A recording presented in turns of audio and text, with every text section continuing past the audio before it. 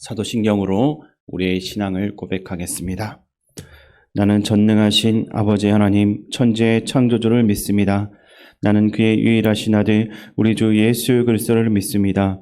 그는 성령으로 잉태되어 동정녀 마리아에게서 나시고 본디오 빌라도에게 고난을 받아 십자가에 못 박혀 죽으시고 장사된 지 사흘 만에 죽은 자 가운데서 다시 살아나셨으며 하늘에 오르시어 전능하신 아버지 하나님 우편에 앉아 계시다가 거기로부터 살아있는 자와 죽은 자를 심판하러 오십니다. 나는 성령을 믿으며 거룩한 공교회와 성도의 교제와 죄를 용서받는 것과 몸의 부활과 영생을 믿습니다. 아멘. 하나님께서 오늘 우리에게 주시는 말씀은 야고보서 3장입니다. 신약 성경 372쪽입니다. 야고보서 3장을 교독하겠습니다. 내 형제들아, 너희는 선생된 우리가 더 큰 심판을 받을 줄 알고 선생이 많이 되지 말라. 우리가 다 실수가 많으니 만일 말에 실수가 없는 자라면 곧 온전한 사람이라 능히 온몸도 굴레시오리라. 우리가 말들의 입에 재갈 물리는 것은 우리에게 순종하게 하려고 그 온몸을 제어하는 것이라. 또 배를 보라. 그렇게 크고 강풍에 밀려가는 것들을 지극히 작은 키로서 사공의 뜻대로 운행하나니 이와 같이 혀도 작은 지체로 돼 큰 것을 자랑하도다. 보라, 얼마나 작은 불이 얼마나 많은 나무를 태우는가. 혀는 곧 불이요 불의의 세계라. 혀는 우리 지체 중에서 온몸을 더럽히고 삶의 수레바퀴를 불사르나니 그 사라는 것이 지옥불에서 나느니라. 여러 종류의 짐승과 새와 벌레와 바다의 생물은 다 사람이 길들일 수 있고 길들여 왔거니와 혀는 능히 길들일 사람이 없나니 쉬지 아니하는 악이요 죽이는 독이 가득한 것이라. 이것으로 우리가 주 아버지를 찬송하고 또 이것으로 하나님의 형상대로 지음을 받은 사람을 저주하나니 한 입에서 찬송과 저주가 나오는도다. 내 형제들아, 이것이 마땅하지 아니하니라. 샘이 한 구멍으로 어찌 단물과 쓴물을 내겠느냐. 내 형제들아, 어찌 무화과 나무가 감람 열매를 포도나무가 무화과를 맺겠느냐. 이와 같이 짠물이 단물을 내지 못하느니라. 너희 중에 죄와 총명이 있는 자가 누구냐. 그는 선행으로 말미암아 죄의 온유함으로 그 행함을 보일지니라. 그러나 너희 마음속에 독한 시기와 다툼이 있으면 자랑하지 말라. 진리를 거슬러 거짓말하지 말라. 이러한 지혜는 위로부터 내려온 것이 아니요 땅 위의 것이요 정욕의 것이요 귀신의 것이니 시기와 다툼이 있는 곳에는 혼란과 모든 악한 일이 있음이라. 오직 위로부터 난 지혜는 첫째 성결하고 다음에 화평하고 간용하고 양순하며 긍휼과 선한 열매가 가득하고 편견과 거짓이 없나니 화평하게 하는 자들은 화평으로 심어 의의 열매를 거두느니라. 아멘. 야고보서의 저자인 야고보는 3장을 시작하면서 말의 실수에 대한 경고를 기록하고 있습니다. 말을 아끼라는 격언이나 새치 혀가 사람을 잡는다라는 속담이 있는 것처럼 말 실수에 대한 경고는 우리 일상에서도 꼭 필요한 부분이기에 더욱 와닿습니다. 말을 많이 하는 사람일수록 실수할 가능성이 높아지는데 말 실수는 때론 우리의 의지와는 상관없이 일어나기도 합니다. 이러한 상황으로 우리는 곤욕을 치르기도 하는데 그렇기 때문에 야고보는 말 실수를 하지 않는 사람을 온전한 사람이다라고 이야기하는데 한편으로는 우리 모두가 연약하다라는 것을 상기시켜 주기도 합니다.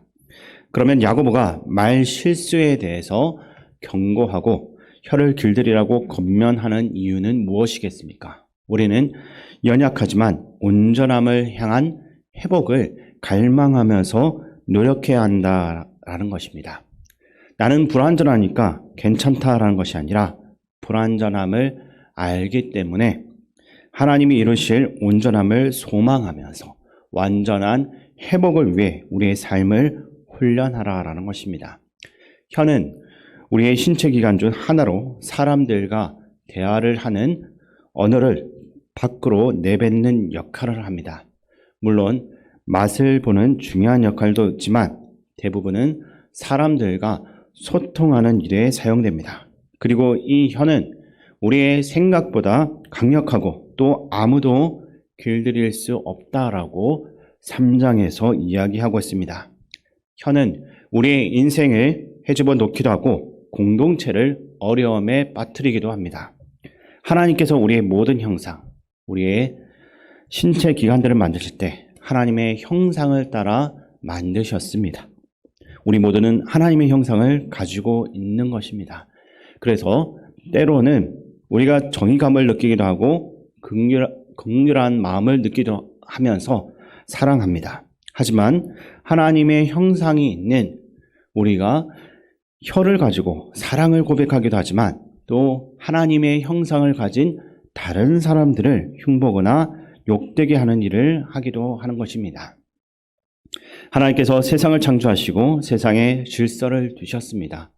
자연을 보면 질서가 정확하게 무엇인지 알 수가 있습니다. 오늘 히브리서 저자가 말한 것처럼 무화과 나무는 무화과를 맺고 포도나무는 포도를 맺습니다. 심는 것과 열매는 동일하다라는 것입니다. 하지만 우리의 혀는 그렇지 않습니다. 하나님께서 우리를 하나님의 형상으로 삼으시고 하나님을 찬양하고 사랑하게 다른 사람을 위로하고 공감하게 만드셨지만 우리는 때로 다른 사람을 저주하고 비방하기도 하는 것입니다. 이는 우리의 모순적인 모습이라 할 수 있습니다. 야고보는 혀를 신체 기관 중에 하나로 보기보다는 우리의 욕망과 야심, 속마음을 표출할 수 있는 도구로 바라보고 있습니다. 그렇게 야고보는 혀를 길들이고 말을 조심하라고 우리에게 권면하고 있는 것입니다. 야고보는 13절부터 혀가 일으킬 수 있는 그 말실수에 대해서 더 깊이 다루고 있습니다. 1절부터 12절까지는 말실수와 혀를 길들이는 것을 이야기했다라고 한다면 이 3장의 두 번째 파트인 13절부터 18절까지는 우리의 입 밖으로 나오는 욕망들과 이 문제를 우리가 어떻게 해결할 수 있는지에 대해서 알려주고 있습니다. 우리 13절 말씀을 함께 읽겠습니다. 너희 중에 지혜와 총명이 있는 자가 누구냐? 그는 선행으로 말미암아 지혜의 온유함으로 그 행함을 보일지니라. 아멘. 지혜와 총명이 있는 자는 선행으로 지혜의 온유함으로 행하라고 이야기하고 있습니다. 그러면 이 지혜는 우리가 어디에서 얻을 수가 있겠습니까? 17절에 이 지혜에 대해서 조금 더 자세하게 이야기를 하고 있는데 17절 말씀을 제가 읽어드리겠습니다. 오직 위로부터 난 지혜는 첫째 성결하고 다음에 화평하고 간용하고 양순하며 긍휼과 선한 열매가 가득하고 편견과 거짓이 없나니. 아멘. 야고보서의 저자가 말하는 이 지혜는 바로 위로부터 온다는 것입니다. 지난주에도 살펴본 야고보서 1장은 지혜가 믿음이다라는 것을 알려주었습니다. 이를 좀 더 생각해 본다라고 한다면 우리는 잠언에서 지혜가 무엇인지 좀 더 명확하게 알 수가 있을 것입니다. 잠언 9장 10절 말씀을 보면 여호와를 경외하는 것이 지혜의 근본이요 거룩하신 자를 아는 것이 명철이니라 라고 나와 있습니다. 경외라는 말은 우리에게 조금 어려울 수가 있는데 경외란 공경하고 두려워한다라는 뜻이지만 영어로 보면 좀 더 쉽고 명확합니다. 영어로는 fear입니다. 즉 하나님을 두려워하는 것에서 지혜가 시작된다라는 것입니다. 그러나 여호와를 경외한다라는 것은 단순히 하나님을 무서워하라는 것이 아닙니다. 세상의 어떤 것보다도 하나님이 가장 강하시고 지혜로우시며 공정하신 분이다라는 것을 기억을 하고 우리의 삶의 우선순위에 하나님을 둔다라는 것입니다. 온유함도 마찬가지입니다. 온유함은 무엇입니까? 성령의 열매이기도 하지만 자신의 자랑거리를 버리는 것이고 또 다른 사람에 대해서 인내하는 것입니다. 이 말씀을 다시 생각해 보면 다른 사람을 판단하는 일도 하나님을 신뢰하고 그분께 온전히 맡겨야 한다는 것입니다. 야고보는 예수를 믿는 공동체인 우리에게 하나님을 경외하는 믿음으로 우리의 삶에서 선한 행실을 하라고 촉구하고 있습니다. 그러면서 14절에서 저자는 우리 안에 시기와 경쟁심에 대해서도 경고합니다. 시기와 경쟁심, 다툼이 있는 곳에는 오직 혼란만이 있는 것입니다. 다른 사람을 시기하고 경쟁심을 가지고 대하는 것은 하나님이 우리에게 만들어주신 원래의 모습은 아닙니다. 하나님은 우리가 시기하는 모습이 아니라 하나님을 온전히 알고 그분을 경외하는 것을 통해 삶 속에서 선한 행실을 행하기를 갈망하고 계십니다. 그렇다면 이기심과 경쟁심은 어디에서 오는 것입니까? 이것은 개인의 권력과 또 욕망으로부터 출발을 합니다. 경쟁과 이기심은 일상의 평화를 파괴할 수 있고 공동체의 분열을 만들기도 하는 것입니다. 오늘 본문 5절과 6절에서 야고보는 혀는 작은 지체지만 온몸을 더럽히며 또 삶의 수레바퀴를 불태운다라고 이야기했습니다. 그리고 이 혀에서 나오는 시기와 다툼, 경쟁심은 개인에서 출발하지만 크게는 공동체의 혼란과 악한 일을 초래하며 때로는 인생을 망가뜨릴 수 있다는 것입니다. 오늘날의 세상을 보게 되면 많은 사람들이 경쟁심과 또 자신의 욕망만을 위해서 살아갑니다. 사람의 삶의 목적이 하나님이 아닌 개인의 권력 욕구와 야망을 위해서 살아간다면 그 삶은 굉장히 혼란스럽고 그것으로 인해서 많은 관계들이 깨지게 되는 것입니다. 결국 삶의 모든 영역들이 무너지게 되어 있는 것입니다. 야고보와 교회의 공동체인 우리들에게 이렇게 이야기하는 것은 그가 우리들보다 잘나서가 아닙니다. 3장을 시작하면 우리 모두는 불완전하다고 그가 이야기했습니다. 여기에는 저자인 야고보 자신도 포함되어져 있습니다. 그도 어쩌면 말실수 혹은 자신의 야망을 위해서 살아갔던 것에 대한 문제점을 경험했는지도 모르겠습니다. 그가 우리들에게 이런 이야기를 하는 것은 모든 이들에게 위로부터 오는 지혜, 하나님으로부터 오는 지혜가 필요하다는 것을 말하고 싶기 때문입니다.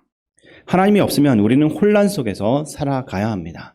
삶의 모든 영역이 무너져서 참된 회복이 무엇인지도 모르는 채 앞만 보면서 살아갈 것이기 때문입니다. 하나님은 우리에게 자신의 아들 예수 그리스도를 보내셔서 우리와의 평화를 이루셨습니다. 이로 인해 우리는 진정한 평화를 다른 사람들에게 전하고 그들을 포용하며 편견 없이 대할 수가 있게 되었습니다. 그러나 이러한 가능성이 우리의 삶을 완성으로 만들어 나가는 것을 상징하는 것은 아닙니다. 우리 삶은 여전히 불완전하기 때문입니다. 이러한 상황 속에서 야고보는 우리에게 위로부터 오는 지혜, 즉 하나님을 아는 지혜로 함께 세상 속에서 살아갈 것을 권면하고 있습니다. 위로부터 오는 지혜는 하나님을 경외하는 것에서 시작됩니다. 하나님을 경외하고 그분을 알며 사랑하는 것은 우리 삶의 모든 기준을 하나님께 맞추겠다는 믿음의 고백이면서 삶의 방향을 재조정하는 것을 의미합니다. 하지만 여전히 우리는 모두 불완전하며 언제든지 다시 또 넘어질 수가 있습니다. 내 안에 잠재된 욕망이 나를 집어삼킬 수도 있고 다른 사람과 비교하며 모든 것이 헛된 것처럼 느껴질 수도 있습니다. 하나님을 경외하는 삶은 단순히 하나님을 우선순위에 두는 것, 그 이상을 의미합니다. 제약에 빠지지 않도록 우리에게 오신 하나님께 나아가고 믿음 없음을 극복할 수 있도록 강구하는 것도 하나님을 경외하는 삶입니다. 지나간 시간을 돌아볼 때 그 삶 가운데 하나님이 주신 그 평화를 선포하고 전하는 대신 다른 사람을 비방하거나 헐뜯는 모습은 없었는지, 하나님을 경외한다라고 고백하면서 하나님을 찾지 않는 삶을 살지는 않았는지 깊이 성찰을 해야 할 것입니다. 우리를 죄악 속에 갇히지 않도록 이 땅에 오신 하나님을 경외하며 기억하며 세상 속에서 위로부터 오는 죄를 가진 자들로 하나님을 경외하는 삶을 살아가는 성도님들이 다 될 수 있기를 주님의 이름으로 축원드립니다. 아버지 하나님, 우리의 입이 사람에게 상처를 주고 사람을 죽이는 입이 아니라 다른 이들을 살리고 평안과 기쁨을 주는 입이 되기를 원합니다. 우리가 우리의 입을 잘 다스리게 하시고 말을 많이 하기보다는 행실을 통해서 우리가 그리스도인됨을 증명하는 삶이 되게 하여 주시옵소서. 우리의 말보다 우리가 더 거룩하고 정의로우며 사랑하고 섬기는 사람들이 되게 하셔서 우리의 열매를 통해서 주님을 증거하는 삶이 되길 원합니다. 우리 입술의 열매가 되시는 예수 그리스도의 이름으로 기도드립니다. 아멘. 주기도문으로 예배를 마치겠습니다. 하늘에 계신 우리 아버지, 아버지의 이름을 거룩하게 하시며 아버지의 나라가 오게 하시며 아버지의 뜻이 하늘에서와 같이 땅에서도 이루어지게 하소서. 오늘 우리에게 일용할 양식을 주시고 우리가 우리에게 잘못한 사람을 용서하여 준 것 같이 우리 죄를 용서하여 주시고 우리를 시험에 빠지지 않게 하시고 악에서 구하소서. 나라와 권능과 영광이 영원히 아버지의 것입니다. 아멘. 이 시간 말씀을 가지고 기도할 때 우리의 연약함을 인정함으로 우리가 말하는 것도 하나님 앞에서 훈련하며 살아가는 삶으로 살게 하소서라고 기도하시고 우리를 위해서 이 땅에 오신 예수님을 기억함으로 세상 속에서 하나님을 경외하며 살아가는 하루가 되게 하여 주소서라고 기도하시기 바랍니다.